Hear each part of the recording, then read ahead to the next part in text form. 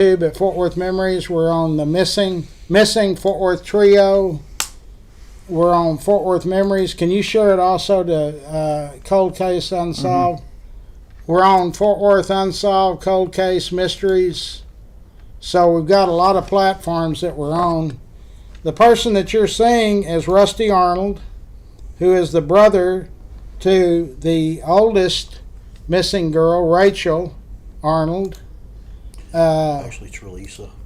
Rachel Trelisa. So I've thought about it for a long time. How are we going to start this off? And so we've got a lot of platforms that we're on. I think the person that you're seeing is Rusty Arnold. Rusty tell his story because he's lived it for December 23rd, 50 years. So if you can just kind of take us from that day, and if Rusty answers questions, he can see the monitor, so that's his prerogative to answer or not answer. So besides that, we're ready to go, Rusty. Let's rock. Okay, you're on. Take us back to December 23rd of 1974, when y'all got the message and all of that. Well, the girls were supposed to be home at 4 o'clock because Renee had a party to go to, and they never showed up. So, we went to the mall, and we went through every store in the mall, tried to have them paged. Me and my mother did, and some of the parents waited up the hill with shotguns, waiting for somebody to come back to the car that they found in the parking lot. We never found them. I mean, the next day we got that letter in the mail,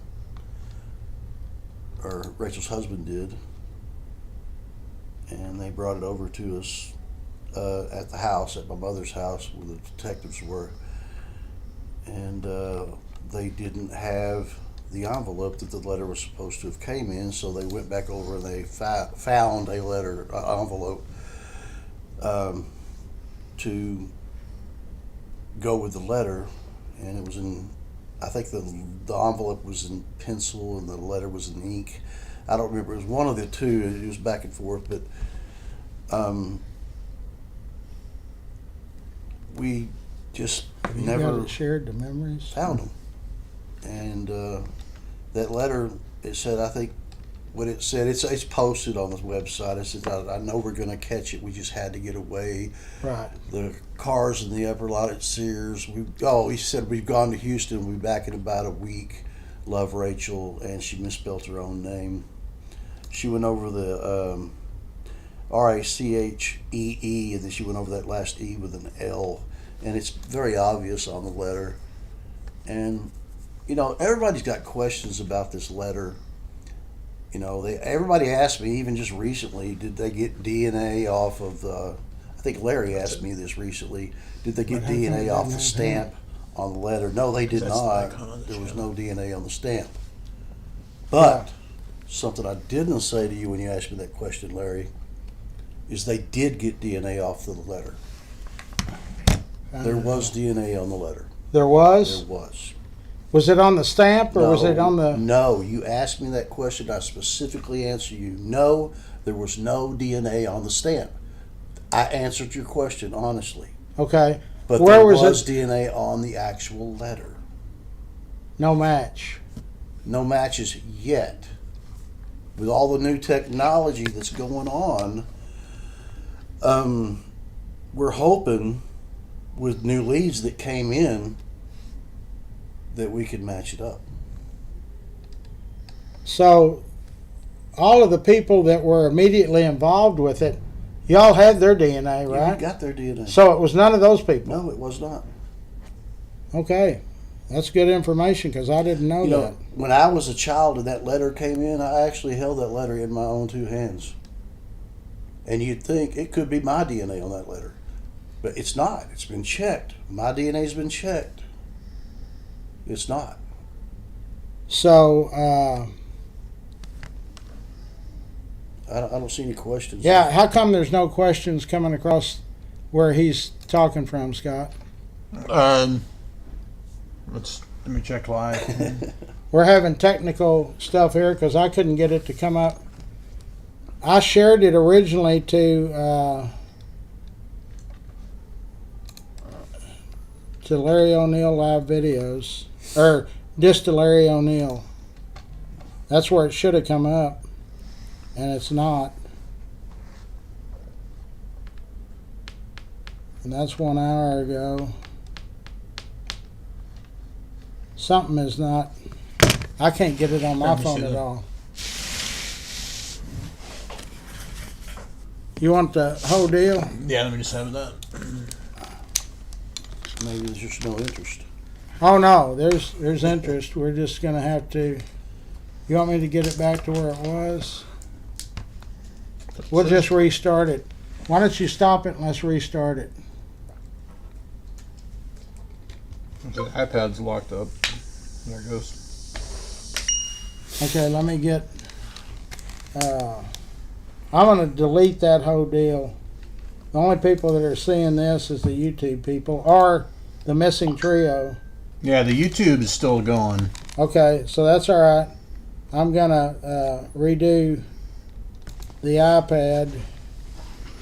Go to groups, your groups, Fort Worth Memories, the internet, live video.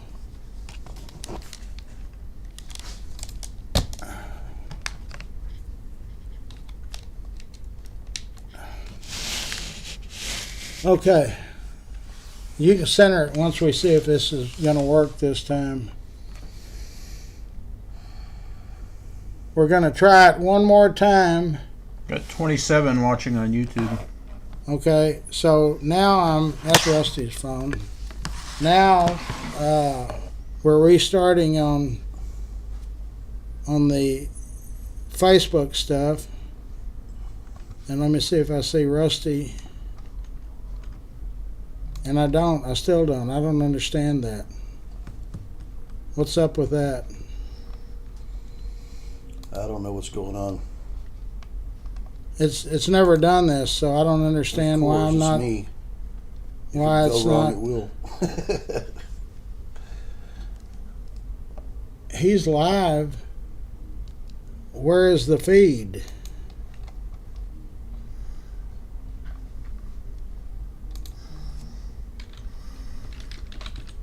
Okay, there it is.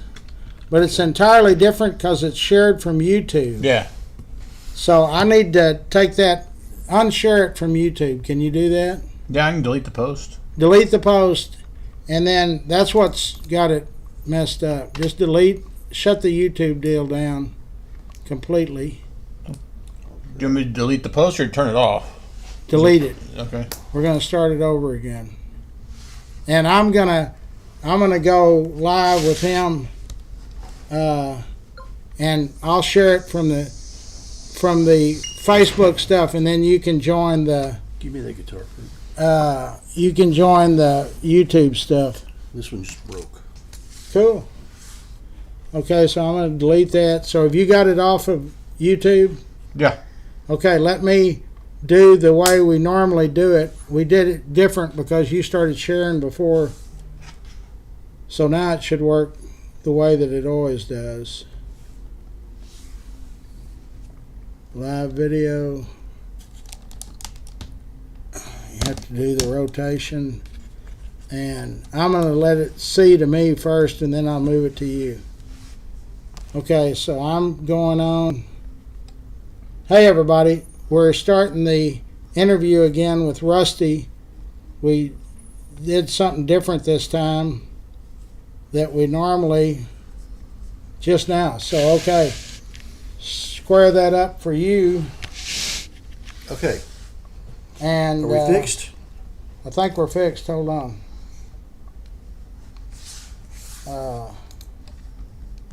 So we're going to start here in just a jiffy. And I should have Rusty somewhere. Let me get this part done, Scott, and then we'll just now. Shows, there's Rusty. Okay. So let me share it to the regular internet. I'm sharing it to memories.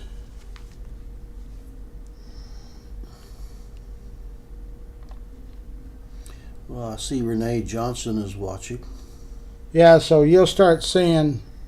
Now it's going to live videos, memories. All right, Scott. Now you can share it. Let me share one more unsolved. Okay, so we're live now with everybody. There's how many people looking in? It says up at the top. 6, 8. Got 30 on the YouTube side. Okay. All right, so we're good to go.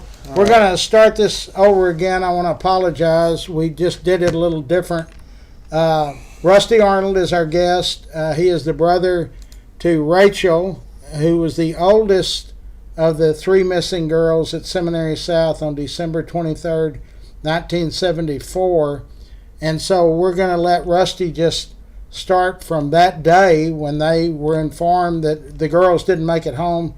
Supposed to have been 4 o'clock or something in the evening. Well, Renee had a party to go to at 4 o'clock, and they just didn't come home, and me and my mother went to every store in the mall trying to find them, Right. having them paged at every store, and we just never found them. We found the car in the upper parking lot at Sears, and there was presents in the back seat of the car, back floorboard, I should say, of the car, a single present, and that present was supposed to come from Mrs. Swint, which was Renee's grandmother, to give to Sean, Tommy's son, a 2-year-old son.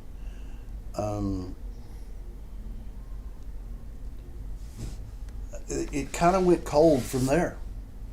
I mean, there was that letter delivered the next day, supposedly to Tommy's house. We don't know who wrote the letter for real. We don't know if it's Rachel's handwriting. We don't know whose handwriting it is. We've sent off samples to a handwriting expert, and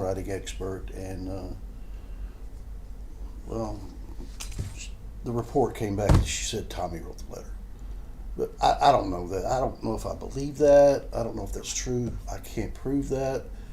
I know the expert said it was, but the DA said it was junk science. Those were the words of the assistant DA. Handwriting analysis is junk science. Those were the response we got from him. So,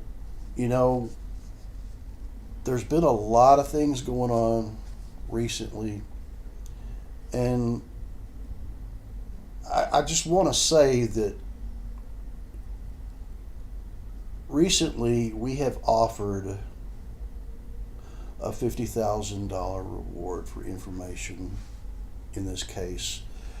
The reward is good for if we come forward with information that will lead to a conviction of the person or persons who did this, or somebody that can show us where the bodies are. That's $50,000 cash. It's there. And it's from an anonymous donor. But somebody who really wants to get this thing solved. And I believe in my heart that there's enough information here to solve this case. It can be solved. And with the manpower at the Fort Worth Police Department, and the lack of manpower is what I should say, they just can't do it. They just don't have what it takes. But with the information that we've turned in, the information that we've put out there, I think it's solvable. Very solvable. But we just got to get the cooperation. I believe that the Fort Worth Police are very upset with me because of my perseverance, because of my fight to do what's right. I just feel that more needs to be done. Do you think that they've really taken the appropriate action from the get-go? No. That's an absolute no. Right. Absolute no. For the first year, they treated them as runaways. Right. It took a private investigator, John Swaim, to get them to push it hard enough to get it put into major cases. It took a year to do that, to get it out of runaways. How does 3 girls run away, man? That just a 9-year-old? Yeah. Come on, man. Where's the mentality in that? Right. 9-year-olds don't run away. Not with a 14-year-old and a 17-year-old. That just don't happen, man. That just don't happen. The letter that was received the next day, on the 24th? The letter was received on the 24th. Was that out of Throckmorton, or was that out of Azle, or? Brittany, in response to your question, I was 11 years old. What did you say, Larry? Do they know exactly the stamp, not the physical stamp, but the rubber stamp? Was that not legible, and so it could have been Throckmorton, could have been Azle, could have been somewhere down south? It was never Azle. Oh, it It wasn't? was Throckmorton. It was, oh God, what was that other city? Eliasville. But it's out there. The letter and the envelope, they're out there on the line. You can see them. Yes. I don't have them with me. I didn't bring nothing with me on purpose. But it's out there. And it's 76038. Yeah. Okay, but the 3 and the 8 are introverted. They're backwards. It was a mistake. So we never could really determine where the envelope came from. And I say the envelope because the envelope and the letter are 2 different entities in my opinion. Because You have the envelope and the letter? the police have that. Oh, yeah, I was going to say. But I have a picture that I took of the actual letter because I got in to meet with one of the detectives, Tom Bocher, who was the best. He was awesome. But he retired, But he let me take a picture of the actual letter and the actual envelope. And that way we have a good, solid foundation to look at when we look at that letter, that envelope, without actually getting into the police evidence. Did Rachel or either one of the girls, did they know somebody in Houston? Did they say, why Houston? Why did they say we're going to Houston? I mean, did they have family member or somebody they could go down there and stay with? My father had terminal cancer at the time. And he was going for his cancer treatments at MD Anderson Hospital in Houston. Okay. Regularly. So, yes. Without getting into a bunch of details that I don't want to put out there. Right. Yes, there was a connection to Houston. But naturally, you talked to your father about it. They never contacted him. I'm 11. Yeah. I'm not talking to my father about that.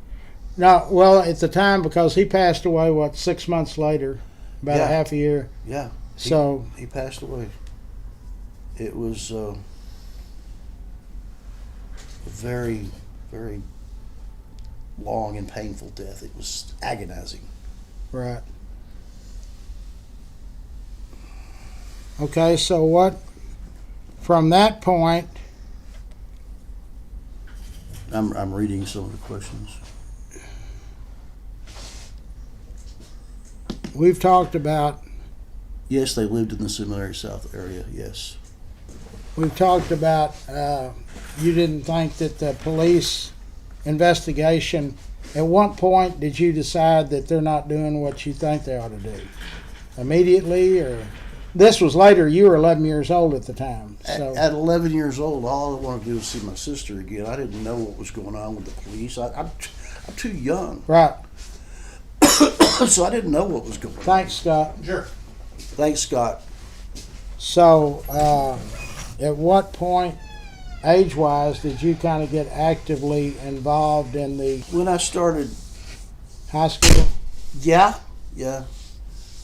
But when I was that young, I would go on searches with my mother and my father. We would go on searches and we would look. We'd tear up manhole covers. They had me walking up and down creeks looking, by the house. Right. Yeah. I mean, since I was 11, since it happened, I was involved. But I started getting more involved when I got older and started to understand everything more and see what's going on. Right. And then all of a sudden it just started consuming me because I wanted to find my sister. And I wanted to find out what happened. And I wanted to find out what happened to the other two girls. Renee was a good friend of mine. It's kind of funny because Renee and Rachel were trying to hook me up with Julie. They tried to introduce us, and we just never hit it off. I was 11, she was 9. I was girl crazy back then, I'll admit. Yeah. All boys were, right? Yeah. But we just never hit it off. We didn't really like each other, so we never pursued anything.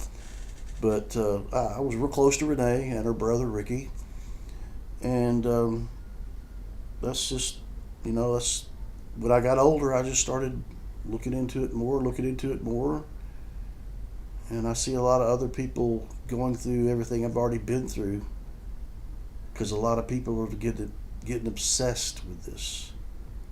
We have one guy that actually put a bullet in his head. Wow. Because he was so obsessed with this. And it just, people need to be careful when they start looking into this case, because it can overtake your life. Your mother's still alive. My mother's 86, still patrolling with Code Blue, still out there living life, driving, loving life. She's doing good. As a matter of fact, last night I went by her house and I took her some milk and some eggs like she wanted, and I went out front and I plugged in the 3 angels sitting in her front door representing the girls. Wow. And I even have a picture of that. How can I show a picture?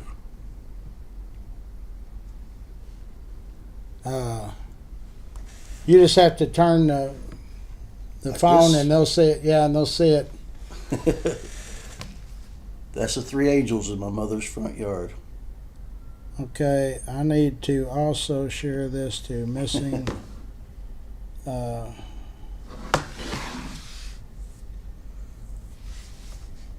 So continue on while I'm sharing this to, right there I shared it to your other group. So there's been several, we don't want to get the cart in front of the horse.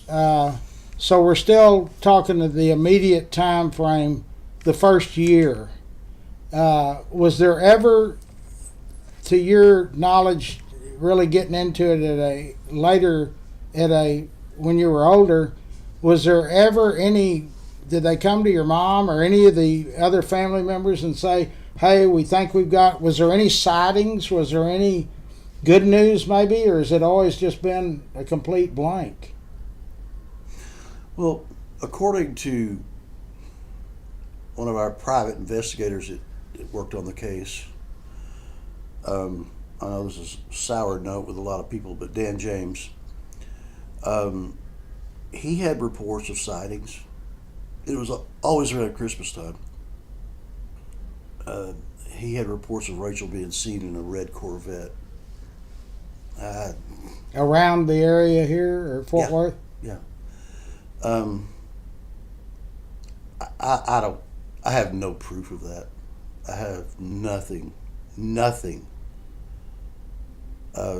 we have a witness that thought she saw Rachel in a red Corvette at a gas station. And she approached her. She knew her. She approached her, and she jumped in her car and drove off real fast. I have no proof of that. I'm just telling you what I was told. Yeah. And that's as far as I could take that. But no, other than that, there's been no sightings. I've had people come to me even recently with stories, and just 3 weeks ago, I had a girl come to me, call me from Florida, saying that she looked at the age-enhanced photograph of the girls. Not the recent one, but the old one, the old age-enhanced photograph. The recent one is terrible. But the old one, she said, I think my grandmother is your sister, and she's alive. She was in Florida? She's in Florida now. She said, I was looking at the old age-enhanced photograph, and I'm going, oh my God, that explains a lot about my grandmother. And I think my grandmother is your sister, and she's in a facility for memory loss, for patients with memory loss. So she's not all with it. But I sent her a DNA kit, and this was like 2 weeks ago. I sent her a DNA kit. I said, well, we can get your grandmother's DNA. You say she's alive, we can get her DNA, and we can just solve this. We can turn this stone over. It'll be done. So I bought the DNA kit. It was $300, and I sent it. I had the lab send it straight to her. So I never see it. I never touch it. So the lab sent that to her. They sent me mine. I did my DNA test. And I text her back. I said, have you done the DNA test with your grandmother yet? She says, no. She goes, I think the timeline's off. When she got the DNA kit, it got real. It got real. And she never responded to my text. I'm sure over the years you've had thousands of... I could tell you stories all day long. But she sent me a text back, saying that the timeline... Well, I sent her a text after she sent me the timeline thing. I sent her a text saying that I don't care if you think the timeline is off. If you think that it's a possibility that could be my sister, go get the DNA test. Do it anyway. Turn over that stone. Let's do that. Let's rule it out. The money's already been paid. She offered to pay me back the money I'd spent. It ain't about the money. Right. She offered, I just got a job, I'll pay you in installments. It ain't about money. Get me the DNA so we can rule it out, and we're done with it. That's how I work. Get me the facts, get me the proof, then we'll move on. Same thing with the cars in Benbrook Lake. Pull them out, get the facts, and move on. Turn over that stone. She never responded to my text. On the day it happened and after, with y'all investigating, I'm sure all the families were at the mall talking. Did any clerk remember waiting on them? Yes. They did? Yes. I don't remember the exact story, but I remember even people we knew saw them at the mall and came and told us, yeah, we saw them. We talked to them. But there wasn't any other people with them, just the three girls. There's some rumors that Vernon Beatty was there at the mall that day. All you people out there know who Vernon Beatty is. I don't. Who is he? He was a friend of Terry Mosley's. Oh, okay. But it's rumor. It's rumor. It's not fact. I can't prove it to be fact, and I don't know if I believe it or not. Right. Terry Mosley was Julie Mosley's older brother, who was, the day they disappeared, he gave Renee a promise ring. They were close. They were very close. They were boyfriend and girlfriend. And, you know, Terry's always been a very upstanding, very intelligent man, always doing the right thing. Right. I have a lot of respect for him. And he's tried hard, along with me. Ricky, Terry, and me were the three living brothers. Yeah. Are the parents still around? Your mother's around, but how about the My other? mother is the only surviving member Of the of the parents. missing Fort Worth trio. Yeah. Richard's gone, Judy's gone, Julie's parents are gone. My mother's the only survivor. At 86, It's hard to we're believe. praising every day. 50 years and. Okay, so let's. Some of the stories that I've heard was there was a security guard and another security guard that had previously been a Fort Worth police officer. Tell us that. Okay,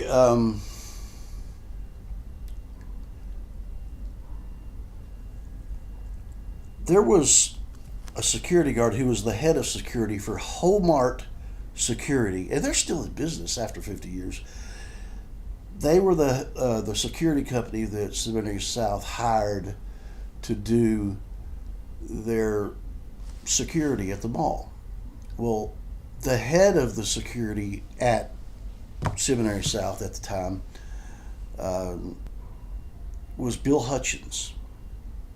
And he was out roping off the parking lot, and he looked up and he saw another security guard who had no business on that side of the mall because he was supposed to be on the other side of the mall.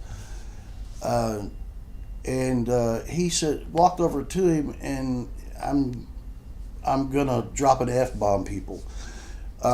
He walked over to the security guard that he saw in the truck, and he put his elbow on the window like this, and he looked at the truck and goes, "What the fuck are you doing over here? You're supposed to be on this." "Oh, I'm sorry. I didn't see there was girls in the truck with you. I wouldn't use that kind of language." You know, and the girls looked over at him and they smiled and they said, "Don't worry about it. We hear that all the time."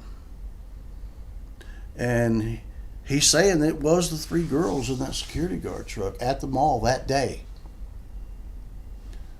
Well, we researched it, and that security guard that was driving that truck, and I can't remember his name. I know his name, but it's just not coming out right now. We found his house, and we're talking about a few years ago. We found the house that he lived in. We talked to his ex-wife. We talked to the neighbors. And we had reason to believe that those girls were buried in his backyard under the shed. And we never were able to search it. So therefore, there's a stone that's not unturned. And I'm going to have to live with that the rest of my life. Because we're losing the technology, we're losing the funds. We need ground penetrating radar, and we've lost that. You know, we've had it for years and years and years. For free, donated, but they retired and they sold their equipment to another company. What was his story, though? Why did he have the three girls in that truck? We don't know. I mean, didn't the police ask him? We don't know. We don't know. And what was the disposition if he had them in for shoplifting or something? That's what we're thinking. Maybe. What did he do with them? I don't know. Did the police ask him that? Yes. And he never they answered? interviewed Bill Hutchins. We actually have a news broadcast of Bill Hutchins telling his story. We have that. And it's a very interesting story. But, you know, I have talked to other people about Bill Hutchins. I talked to somebody who's a client of mine who worked at Seminary South with Bill Hutchins at the time. And he says, if Bill Hutchins' mouth is moving, he's lying. But he's not the one that was driving the truck with the three girls. It was his employee. Okay. He was the head of security. He was the head of security. And is he still alive? No. No, he's not. After 50 years, everybody's dead. Right. Everybody's dead. I mean, all the suspects that we have in mind are dead. There's a few that are alive right now that could give us answers. And there's a lot of things going on. And $50,000 is nothing to sneeze at. And it's out there, it's on the table. Tell us the story of the, and maybe you already touched on it with the girl that thought, or maybe that wasn't it, the story of the 3 cars, how that came about. Because that's been recently, what, 2 or 3 years ago? 5 years ago. 5 years ago? Well, one of our suspects, and I got to go away from that word suspect. I got to say person of interest. Okay. One of our persons of interest, we could not locate a car that person was driving.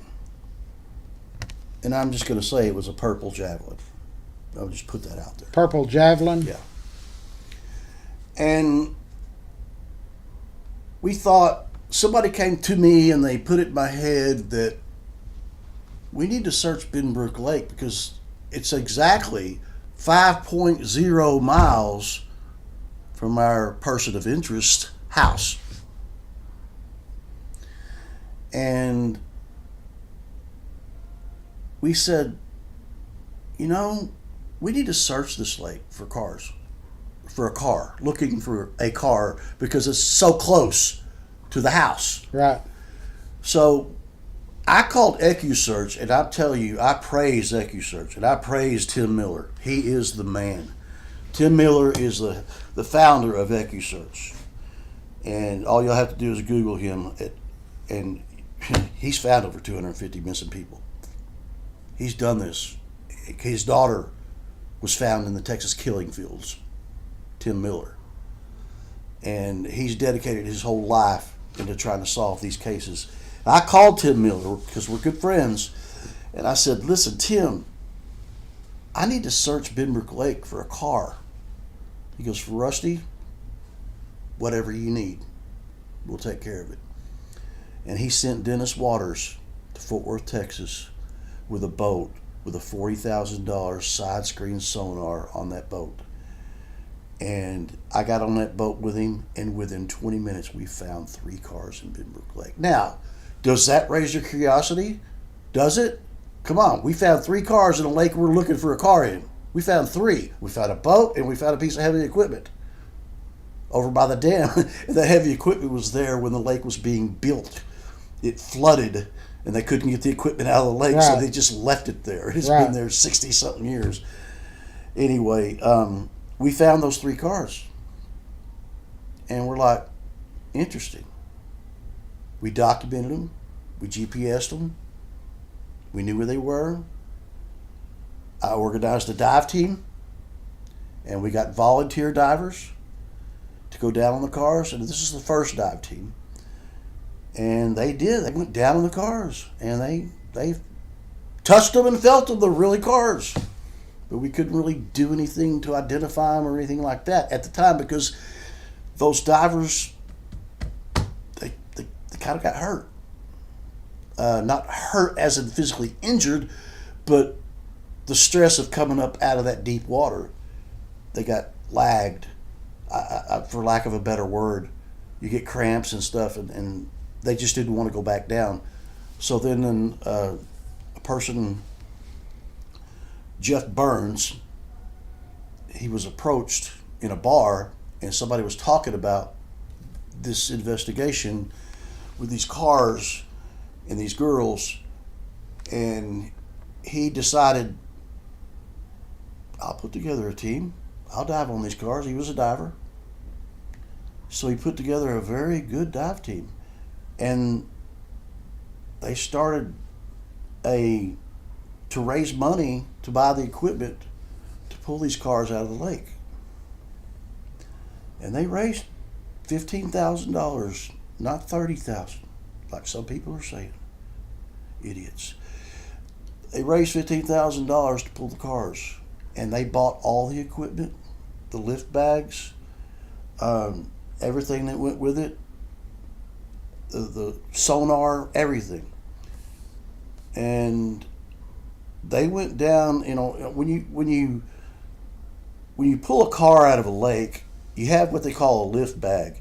You go down and you tie a rope to the car, several ropes with several bags, and these bags are underwater. You blow them up with a compressor that's on the boat, and as they blow up, they start floating to the surface, and they actually pull the car to the surface.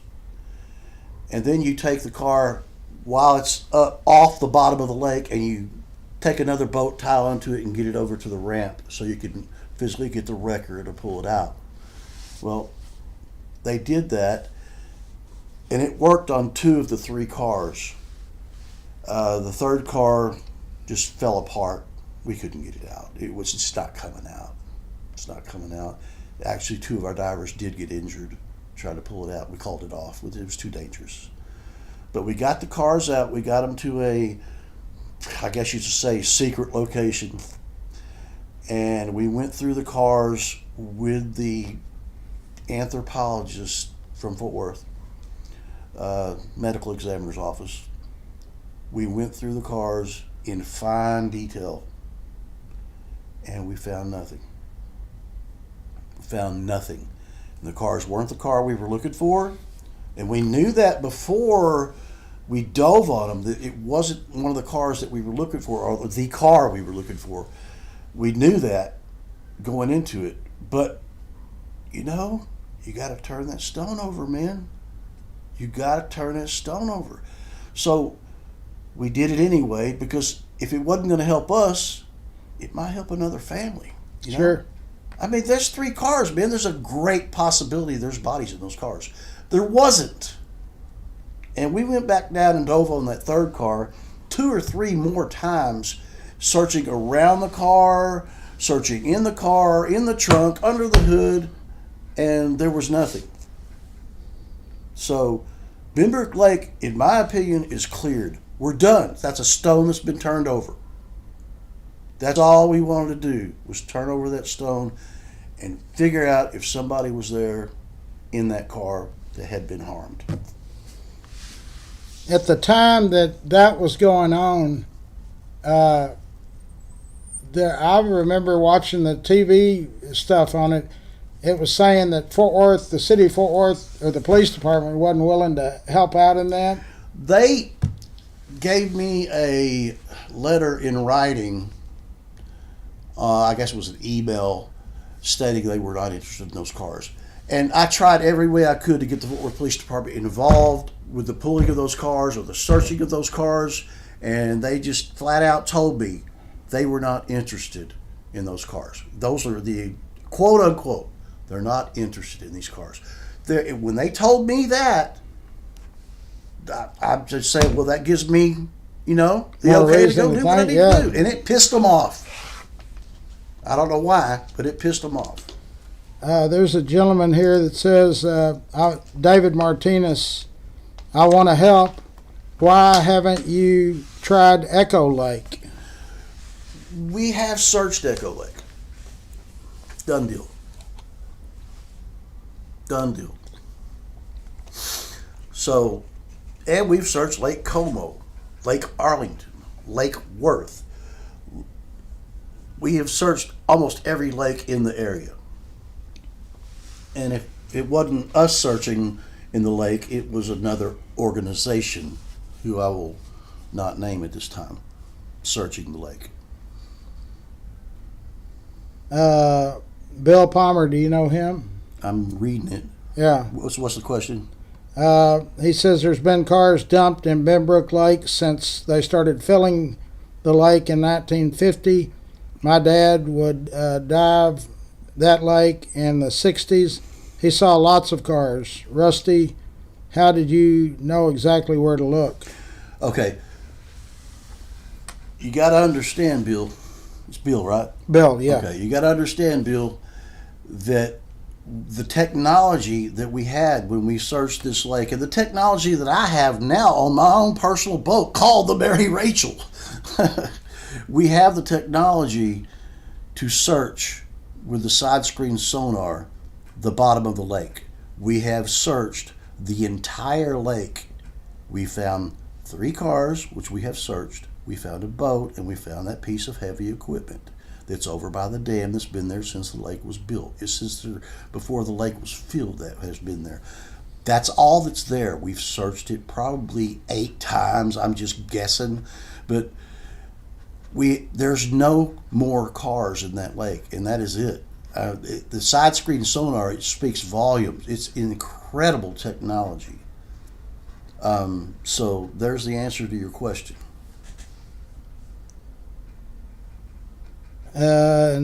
Cecil says every couple of years that lake gets been cleared years ago. Yes, that lake's been cleared. Rusty, how were they friends with the 9-year-old group? Didn't all of the girls live together in the same block or close? No, they didn't. They didn't. Renee's parents lived over on Fraser in Fort Worth, over close to the James Avenue area. And I think it was Judy was Renee's mother. Judy's ex-husband's mother, which kind of sort of they treated as Renee's grandmother, Okay. lived over off, I believe it was, I can't remember the name of the street, right over on the Biddison area. She lived over there, and Renee went and stayed with her every now and then. Okay? So she went over there and stayed with her grandmother, step-grandmother, however you want to call it. Mrs. Swint is what they called her.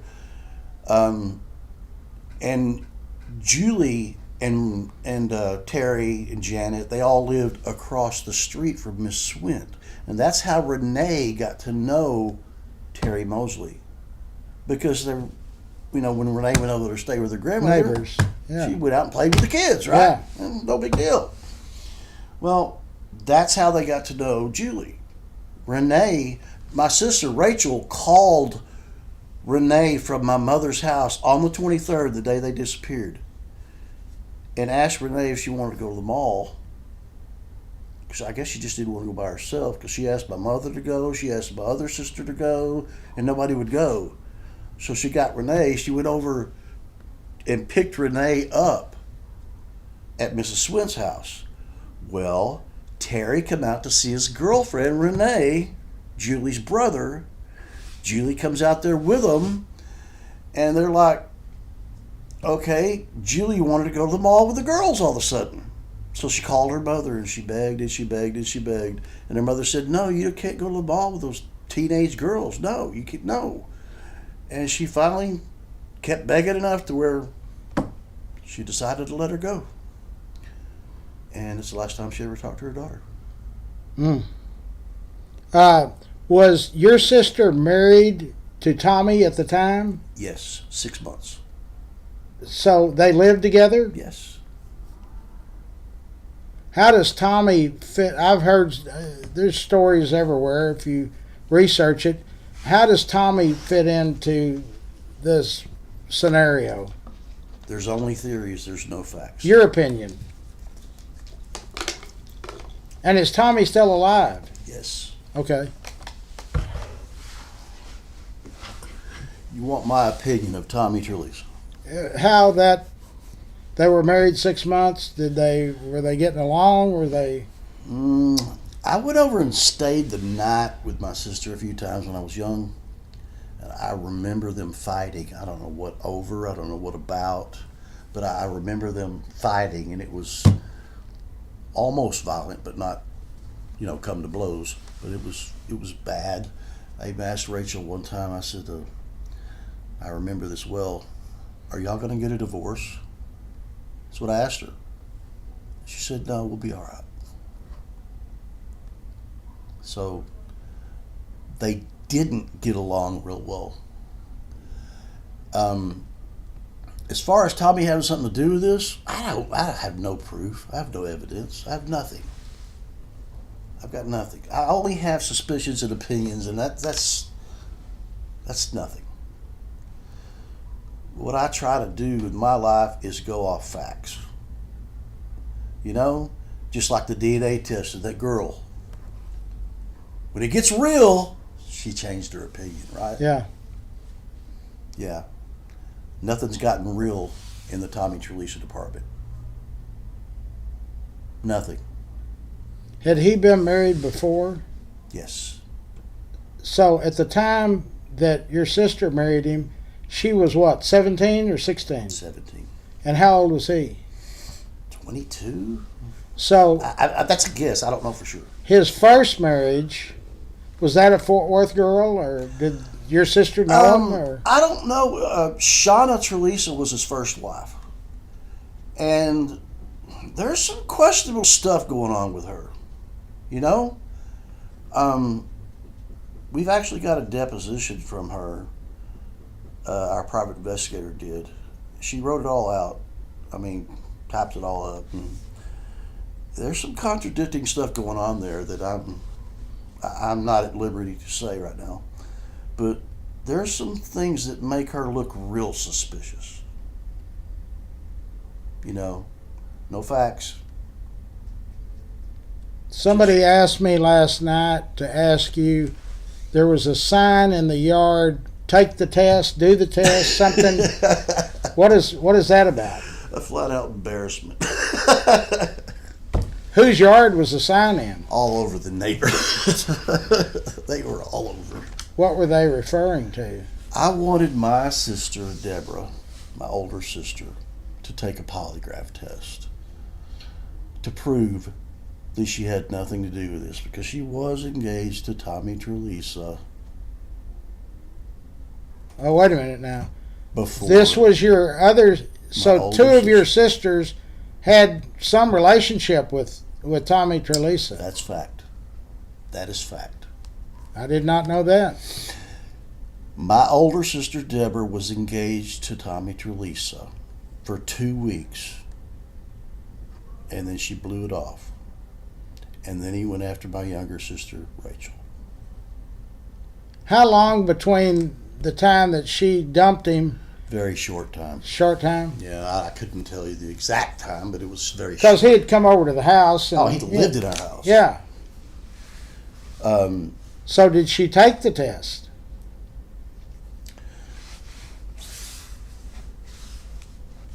yes. So your hesitation, does that mean it wasn't conclusive or it was inconclusive? It was. I'm going to say it was inconclusive. That's the path I want to take. Yeah. So is Deborah still alive? Oh hell yes. Yeah. We went because of my suspicions that my sister had something to do with this. This is one of the grave mistakes that I made in this investigation, because I thought she had something to do with this because of the ties with Tommy and all the other stuff. I went 20 years. Did you hear what I just said? Yes. I went 20 years Thank not you. having a relation with my older sister, and it's one of the biggest regrets of my life. But I was so convinced that she had something to do with this. I was so convinced. And I'm going to get into some stuff right now that's pretty heavy. You ready? Yeah, I'm ready. My older sister, when she was, I think, 14, 15 years old, she ran away from home. We searched for her. We looked for her. I remember going to the botanical gardens, looking for her. And when she finally came home, she was pregnant. This is Deborah now. This is Okay. Deborah. She had the baby, and my father would not have any part of that. She made her put the baby up for adoption when it was born. It was a little girl named Maggie. She put the baby up for adoption, and the baby was immediately adopted. And the baby went to Virginia. I believe it was Virginia. I'm pretty sure it was Virginia. 19 years go by. My sister grows a conscience, wants to find her daughter. She reached out to Richard Wilson's sister, Bonnie Selecki. And Bonnie does adoption searches. So Bonnie finds this daughter. And Deborah locates her and communicates with her, and she flies up to Virginia, and by God, she brought that girl home with her. How old was the 19. 19. And pregnant. The daughter was pregnant. Well, we kept thinking, in our search, in our investigation, that why would she run away when she was 14 years old? Why does she want to run away so bad? What is she trying to get away with? And this is the conversation I'm having with the daughter, Maggie. And this goes on for years. And we finally decide that, man, maybe my dad had something to do with this. You know what I'm saying? Yeah. Maybe my dad molested my sister, and that's why she ran away at 14. How do we prove this? Years went by and years went by, and we kept thinking about this. I mean, we're talking about the 20 years. Sure. The 20 years that I didn't talk to my sister, basically. And I finally decided that we need to do a DNA test to see if Maggie's actually my half-sister and my niece. Does that make sense? Yeah. Those questions are in my head. And they're serious. Sure. They're serious. So I took my mother to my lawyer's office, and we sit down and we did it legally. I need to pronounce that clearly. Legally.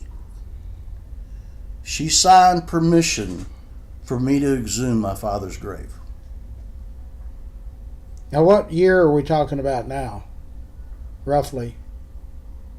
You're talking about it was 20 years after, so you're in the 90s? 2000s. 2000s, okay. Early 2000s.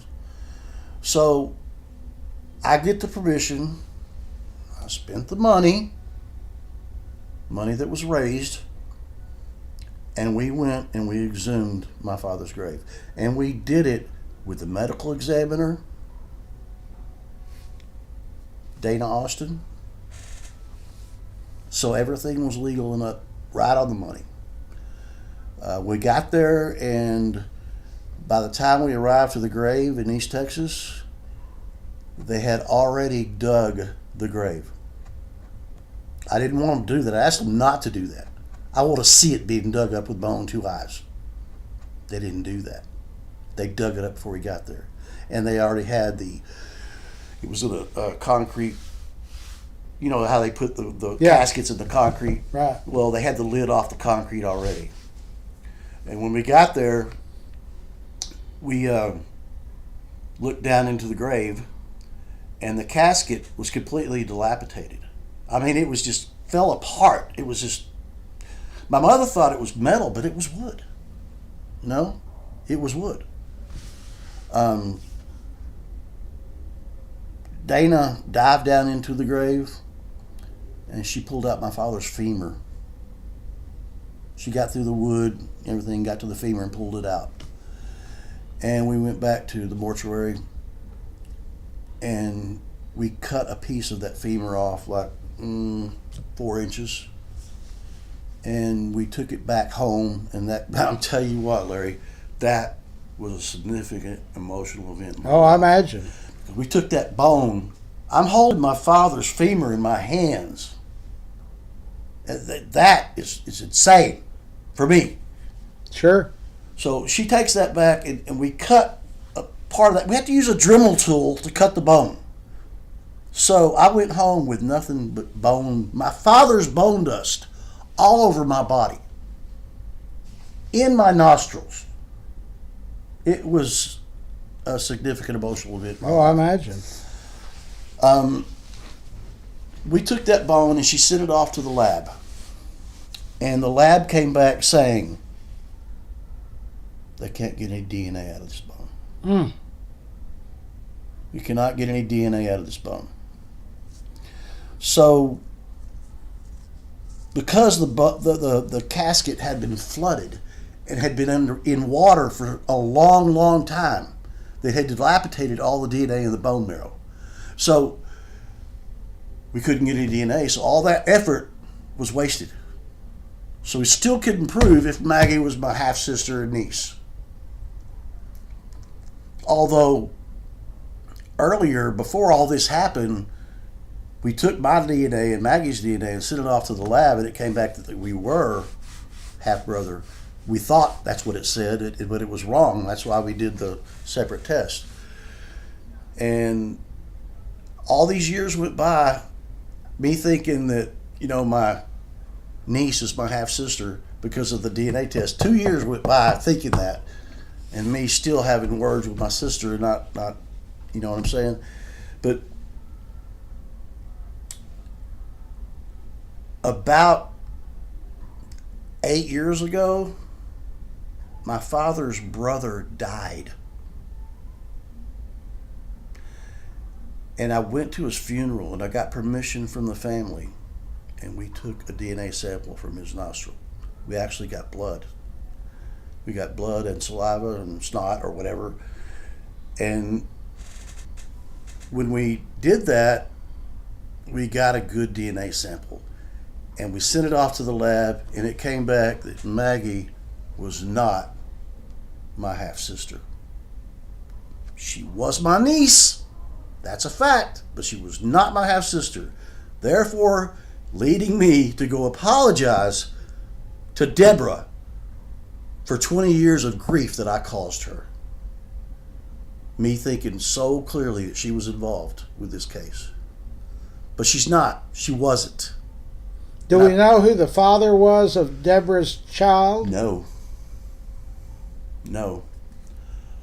Her story is, and she called me the other day, and she wanted to go public and tell the world her story, her side of the story, and that could still happen. Does she live here? Oh, right here. We should have had her on today. Yeah, I thought about that. Yeah, we'd love to. There ain't no reason we can't do this again sometime. Yeah. There's no reason we can't do this again. So, you and I have known each other a number of years, and one of the members of our group, Fort Worth Memories, that is now passed on, and I'm not going to say her name, but she was a caseworker for either Fort Worth or Tarrant County. I don't know how that worked. Val. And I've got the messages back and forth between, she said she was at y'all's house a lot. I mean, every other week or something. And, but she never confirmed that there was any incest, but she said there was definitely issues. But that's all they ever came up with.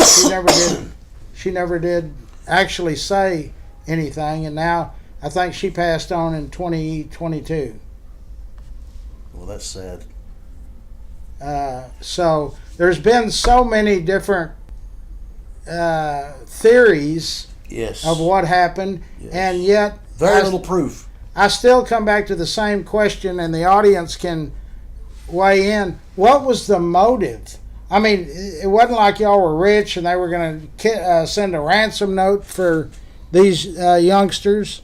So what, in your opinion, I've never heard your opinion on what you think happened. I mean, was it, I don't see, growing up in Smithfield and Richland Hills, girls back in the 60s and 70s were as tough as the guys. And to get 3 of them into a car to abscond with them. I'll tell you, Renee was a fighter. Yeah. So it either had to be somebody, in my opinion, that they knew, or a police or somebody that they were scared that, they could get in trouble. What's your thoughts? That goes back to the security guard at Seminary South. I don't know if I believe that story, though.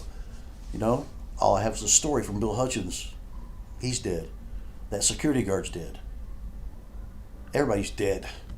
I mean, there's so many things to get into with this case. It's just mind-boggling. You think about this. Walk in my shoes for the next 50 years. Yeah. No, I feel you. Walk in my shoes for 50 years. See what happens. There's so much negative crap out there. I don't even want to address it. I do a lot of public speaking, and I tell people all the time. They ask me the Kennedy deal.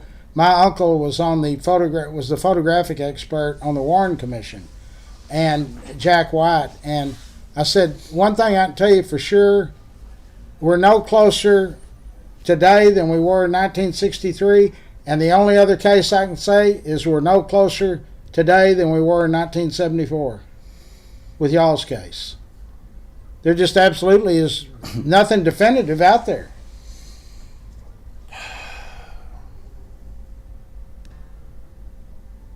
There's things going on. There is things going on. This is not dead in the water. Look at that last question. Tommy would have come into some money the year before. What are they talking about? It's from Deborah May Savage. Oh, Tommy, his parents, I don't remember the year it was. It was 72, 73. I've got the death certificates and everything. I can prove what I'm saying. But his parents died, I think, 2 months apart. Tommy was adopted. He got everything. Was there a lot of money there? Or? Yes. It was a trust fund. And he was given money at certain points of his life. A living trust. Yeah, a living trust. Yeah. And, he exhausted that money.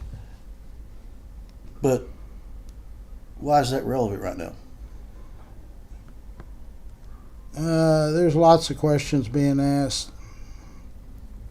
Did the private investigator have his notes destroyed? I've heard that story. John Swain?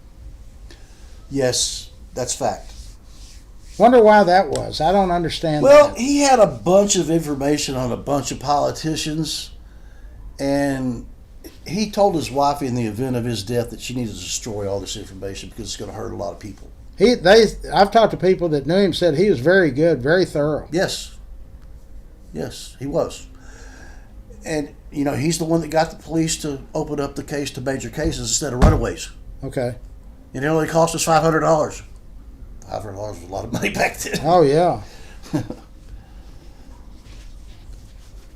Bobby says, why was Tommy living at your house? Because he was dating your sister or whatever. Yes, because he was dating Deborah. Yeah, that happened back in the 60s and 70s. Yeah, he hung around, man. Yeah. Go where the getting's good. Yeah, your mother probably said, hey, well, you can sleep on the sofa and we'll start doing whatever tomorrow again. Because there wasn't everything that you can do today. I was 13, being scared when I came home. Yeah, there's been so many stories, like my aunt, who was one of the first female serial killers in Texas, but definitely in Fort Worth. She was on Unsolved Mysteries a dozen times and all of that other stuff.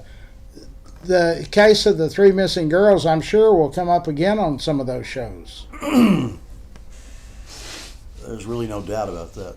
Did those shows, Unsolved Mysteries, did they ever contact y'all, the family members? Or do they just go by police reports? Or I don't ever remember seeing it on Unsolved Mysteries. I've seen it on Unsolved Mysteries. I've never seen it. I can't concur to that because I haven't seen it. I don't know about it. It's been on there. I've seen it. It's been on. It was on John Walsh's site. Yeah. On his website, but not the TV show. Oh, it wasn't? No, it made the website, and it was there for a while, but not the TV show. Did you go to Greenbrier? Did Lisa go to Greenbrier? Lisa. Who's Lisa? Lisa Renee Wilson. Oh, okay.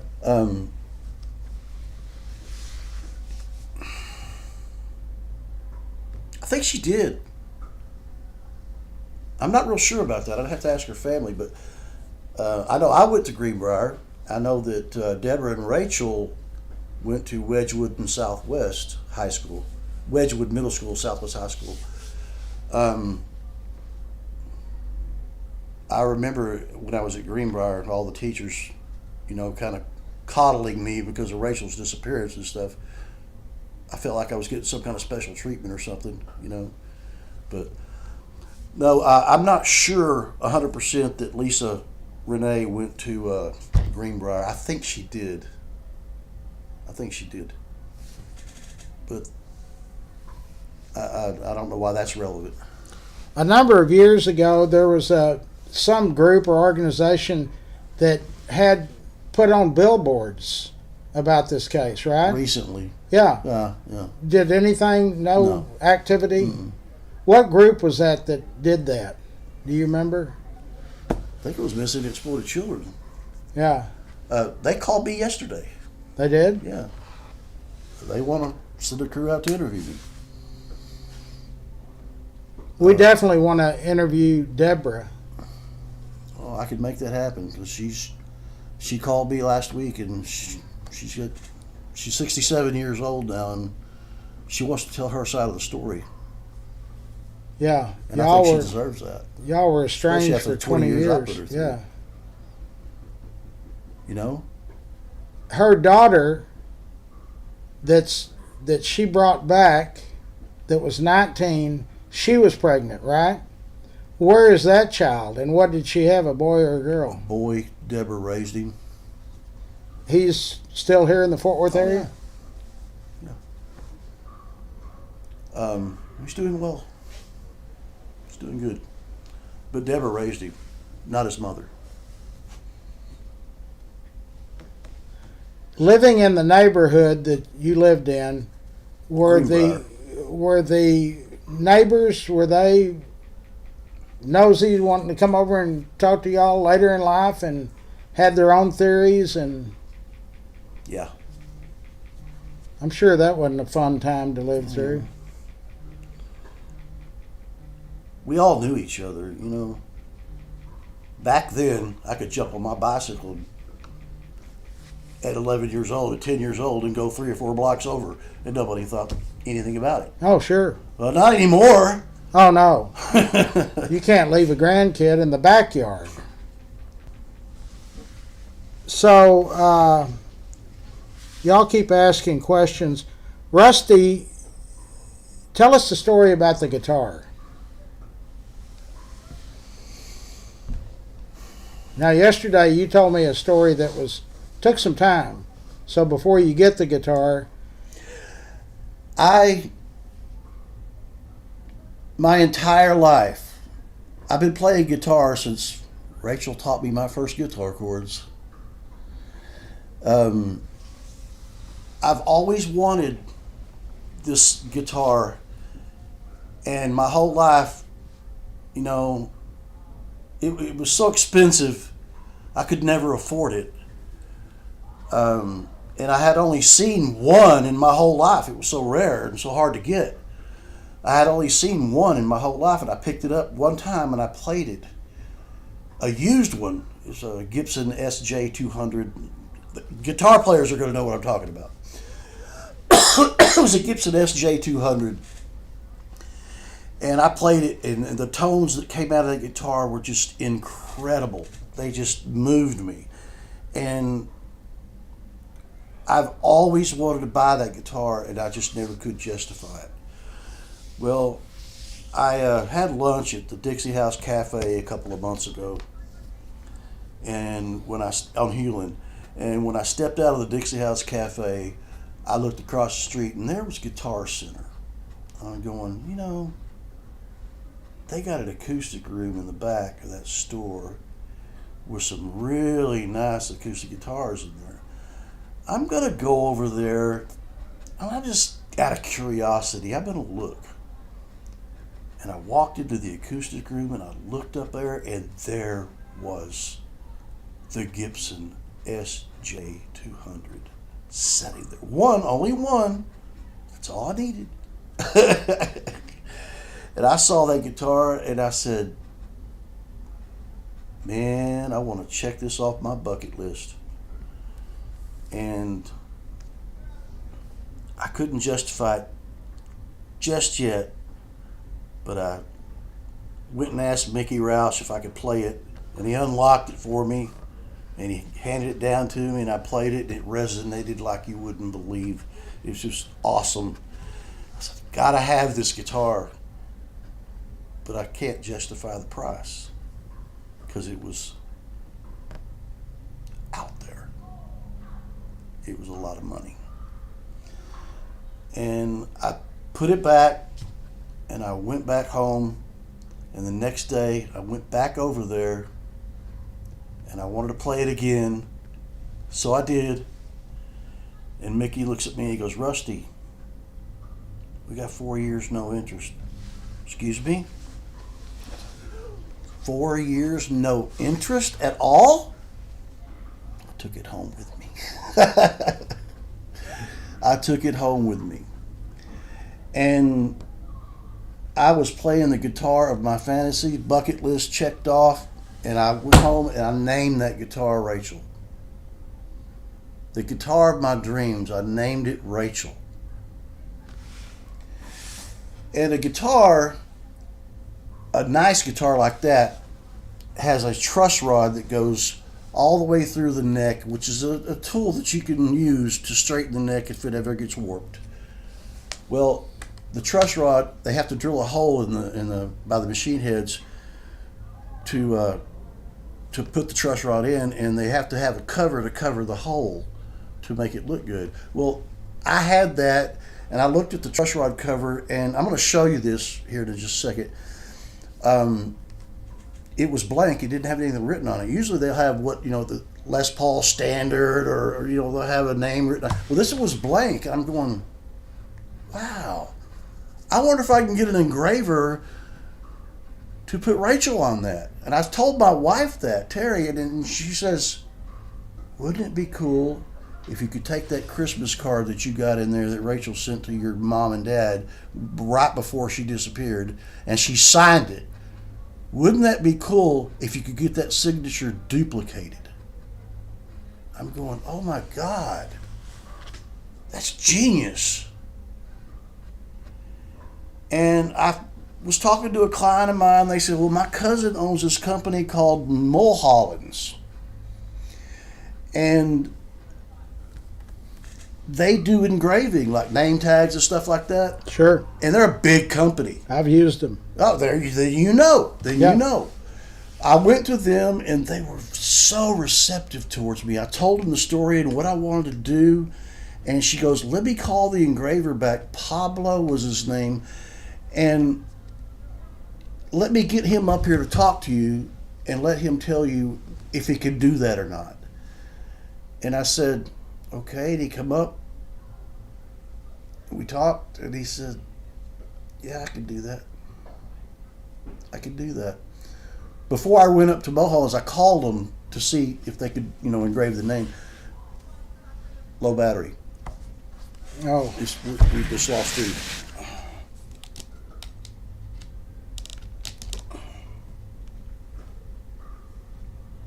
well, it's still charging, but it's taking up a lot of.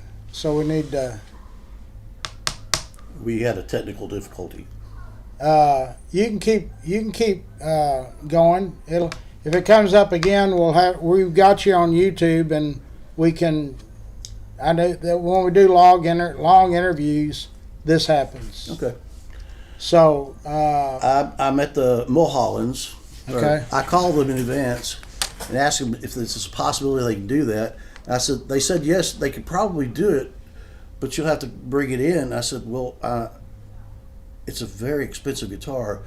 I have problems bringing this guitar up to you.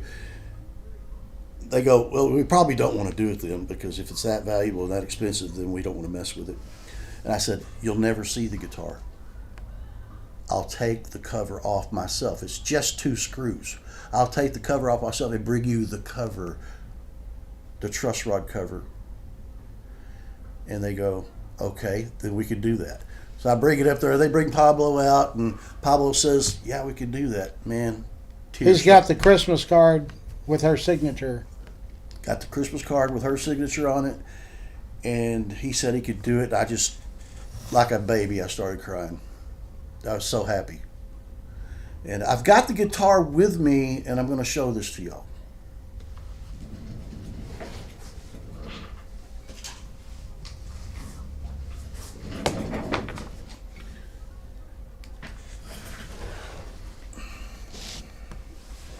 This is the guitar. And that's Rachel's signature. Right there. Right there on the truss rod cover. Yeah, I can see it. And you also have a song, right? I do.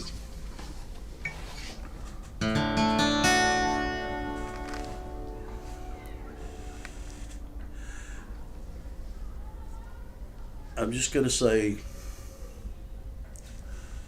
on December 23rd, 1974, my sister and two of her friends vanished off the face of this earth, and still to this day have not been found. I call this song In Memory of You.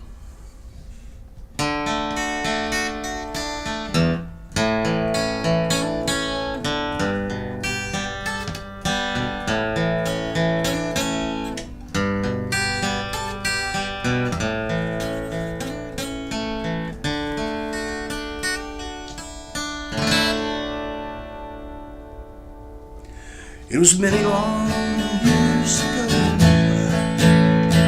when I last saw you. It's still clear in my mind the things that we used to do. You see, you weren't just my sister, you were my best friend. You taught me my first guitar chords with your guiding hand, and in memory of you, in memory of you, I will keep on searching. When others seem to have forgot, I will keep on looking. I was just a little boy, but I cannot forget my blood. When others seem to have forgot, I will drag this through the mud. In memory, in memory of you.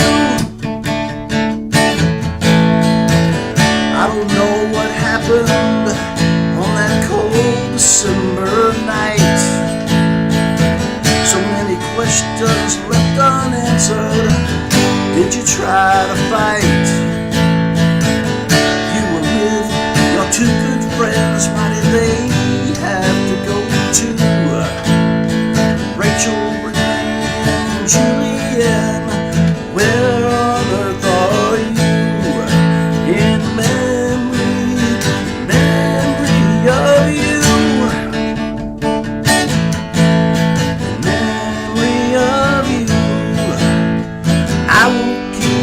Searching, when others seem to have forgot, I will keep on looking. I was just a little boy, but I cannot forget my blood. When others seem to have forgot, I will drag this through the mud.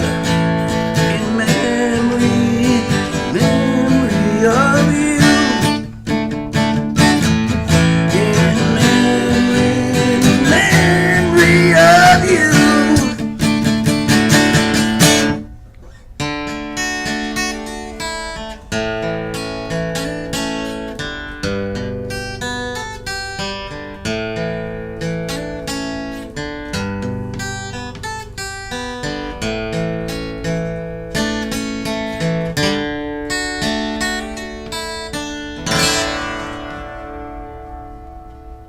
Very good. Thank you. Very good. Anyway, I wrote that song more than 20 years ago. And I've got another song called "In the End." I don't want to do it right now, but it's dedicated to the persons who did this. In the end, you really didn't get away with it. No. Had to live with the conscience all your life. How does your mother? She's weathered the storm for all of these years. My mother,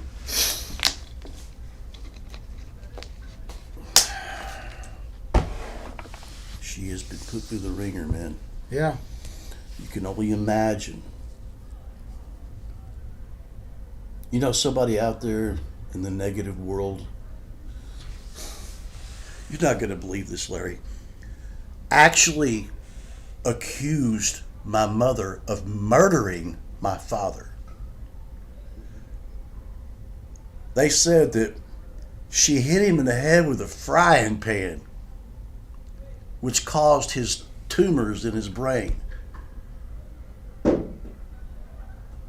Whoever said that, I'm looking in this camera and I'm saying, you're an idiot. Well, we anybody that's ever looked at this case, there's all kinds of stuff. People have accused you. I've read it. Larry, they said that I wrote the letter. Yeah. At 11 years old, I wrote the letter. Yeah.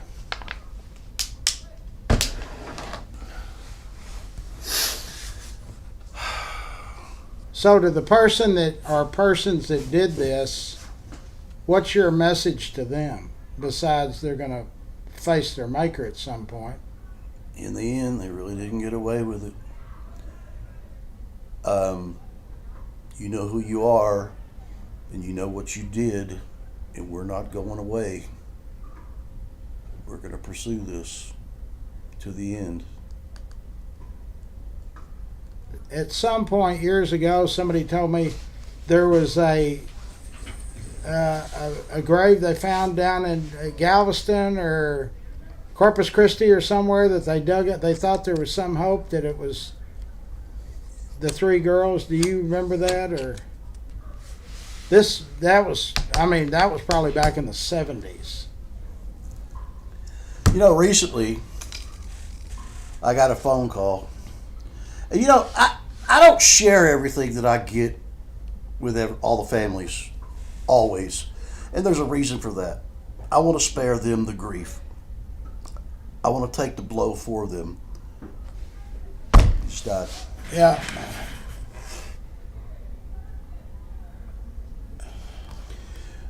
Because I want to investigate and look into and get facts before I share anything Sure. with other families. Because I don't want to give them false hope. I'm taking that blunt for them. Because I've been doing it so hard and heavy for so long. Walk in my shoes for 50 years, see what happens. But recently, I had a girl call me. This is just like weeks ago.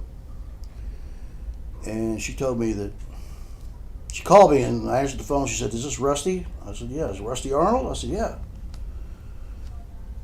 And she told me, "I know who wrote the letter."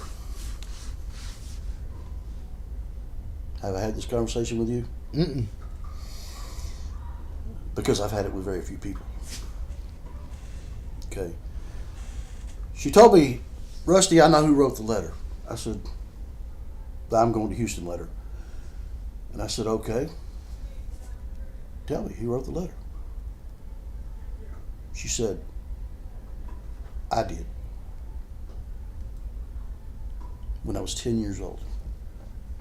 She was talking about her or talking about you? She's talking about her. Okay. She said she wrote the letter. When she was 10. Her father forced her to do it. Who was her father? Not going to name his name. But they lived 2 doors down from Richard and Judy Wilson. Wow. I proved that. That's fact. I told you I work on facts. That's a fact. She is who she says she is, and she said she wrote the letter. Her father forced her to do it. Her father told her what to write, and that she thinks her father's the one that did this. Is he still alive? No. This is something that I have not shared with the public. This is something I've shared with very few people. This just happened recently. This just happened. So what are your plans to pursue that? I've already pursued it. I don't mess around. I took her, met her, took her to my lawyer's office, and we sat down, and without showing her the letter, I told her what to write. In other words, I read the letter Right. word for word. Right. And she wrote it down as I was telling her what the letter said. I took that handwriting analysis and I sent it to the handwriting expert, the junk science expert. And she said that she don't think she wrote the letter. That's as far as I could take this, you know. But there are some other details of that respect for the other families I'm not going to discuss. But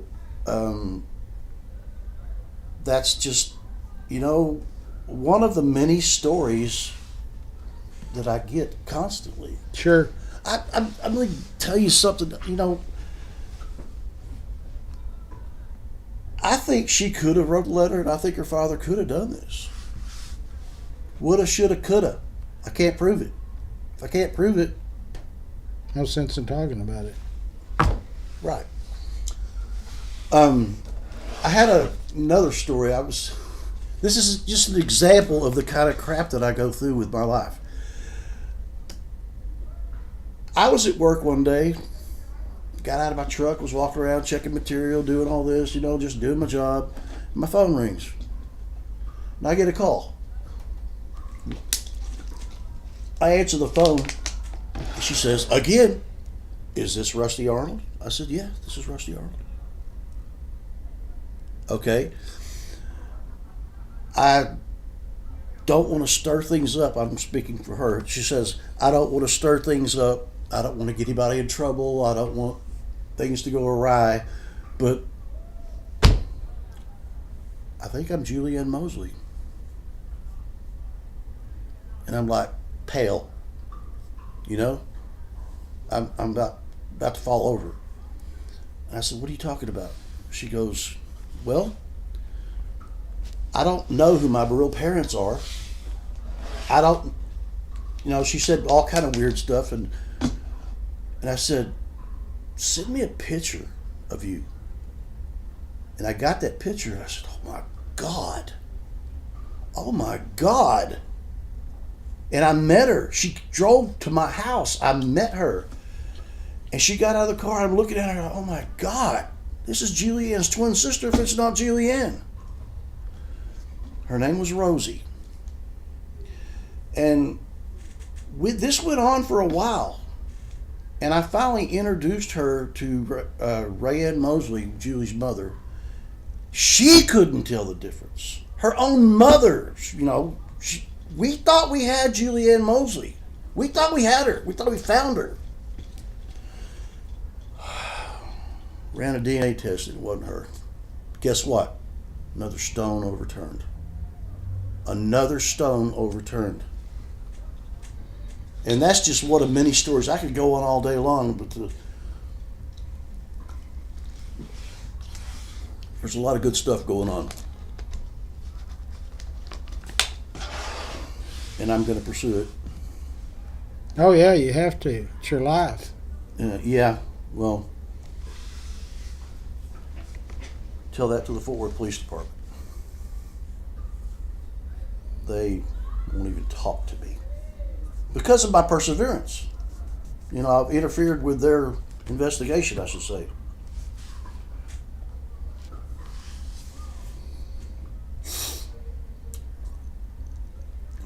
Got more questions? No, they're just people are.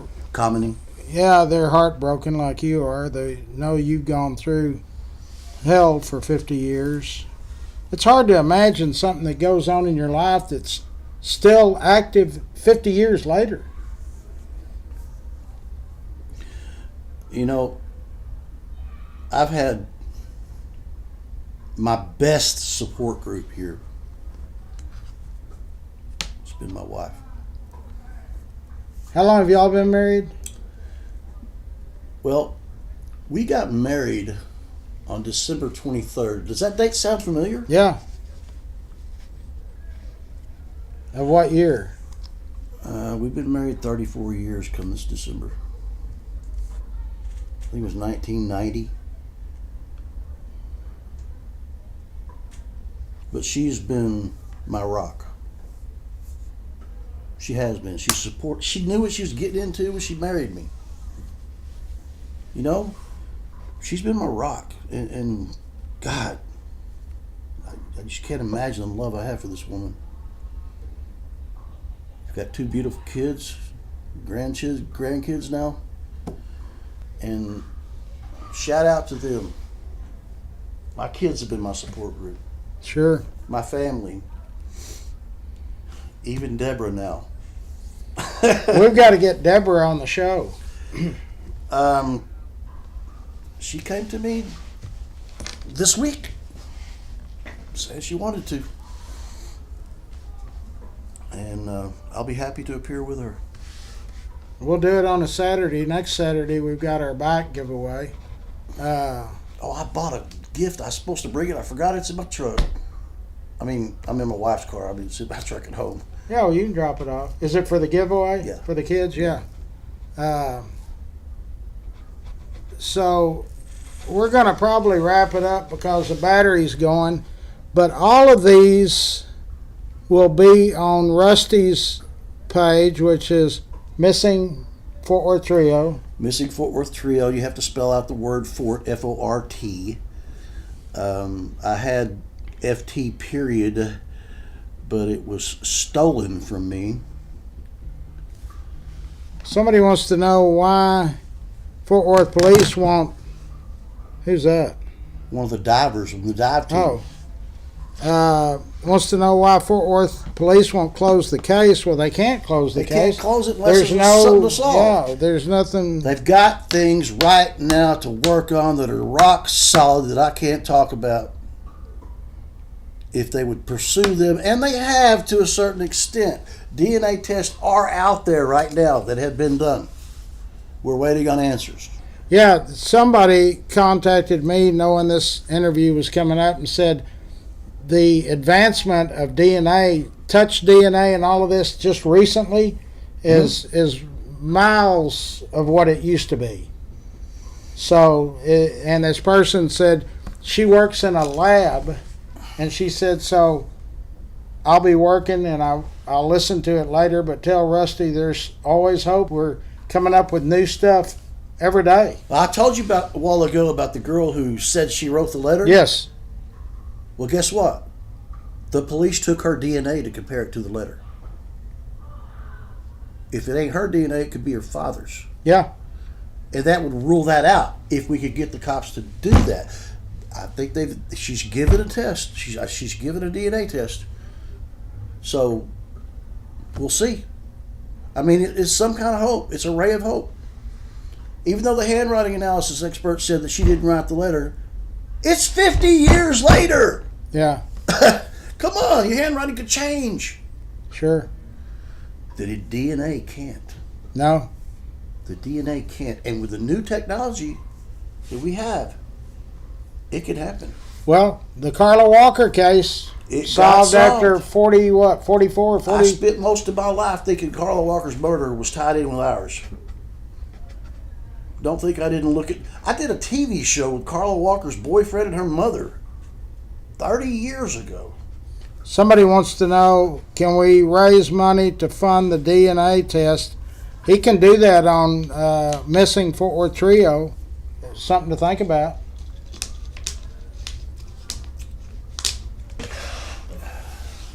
I don't need to raise money. I have money. Well, DNA tests are expensive, aren't I they? just paid for one. It's $300.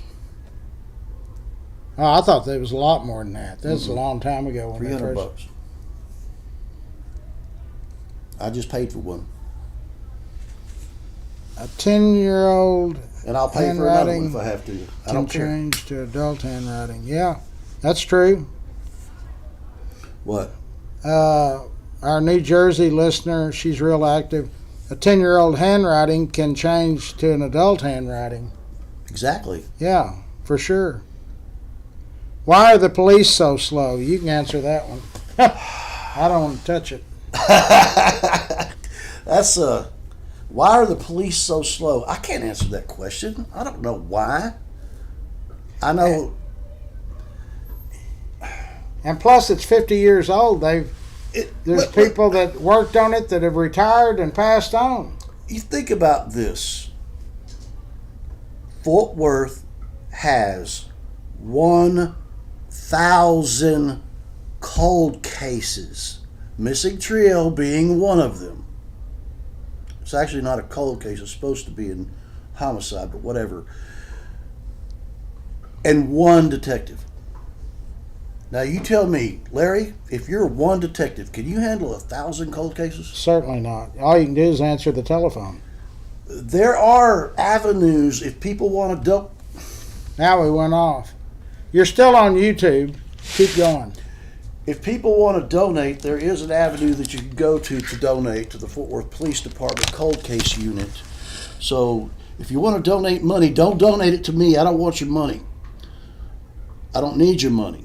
But if you want to donate to the Cold Case Unit, which is strapped for cash, do that. Please do that.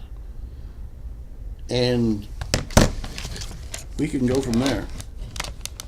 Okay, so I guess we're going to cut it short. This iPad probably needs a new battery because it's dead to the world. But you're still on YouTube, so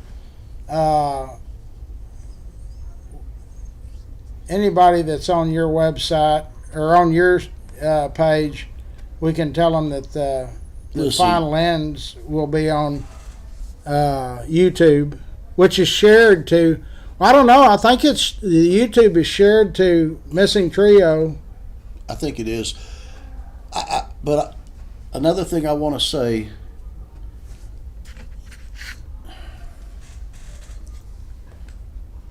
well, again, if you want to donate money, don't donate to me, donate to the Police Department Cold Case Unit. And you can find a way to do that. It's out there. And if you want to talk to me personally, please don't post on the Facebook page your questions. Private message me so it's not out there for the public to see. If you have something to say, if you know something, if you have some information, private message me. And I will give you my phone number where we can talk, we can meet.